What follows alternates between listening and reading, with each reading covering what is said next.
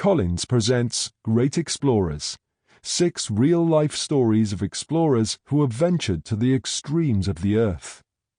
Captain Scott, Journey to the South Pole. Written by Adrian Bradbury.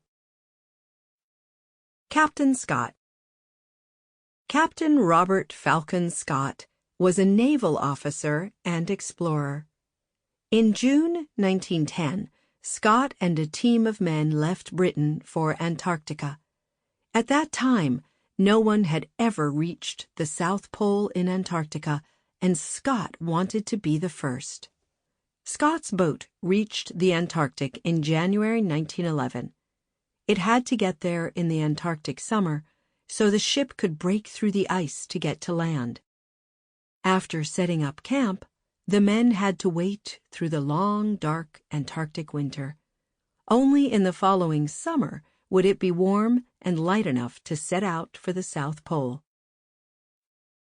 Base Camp. Scott and his team set up a base camp.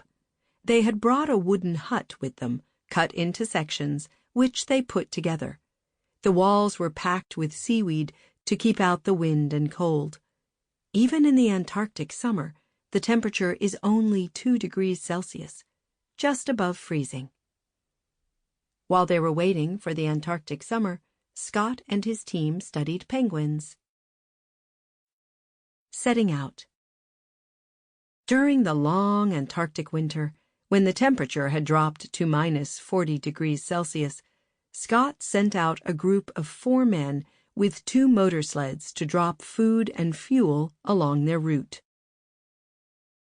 On November 2nd, 1911, Scott and 9 other men set out with ponies. The final 4 men followed later with dogs. The South Pole was nearly 1,500 kilometers away. Ponies and dogs were used to pull the sleds.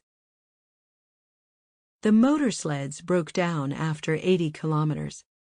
The ponies were not used to the freezing weather, and one by one they died. The dogs were sent back to base camp because there was no food left to feed them. Now the men had to pull the sleds themselves.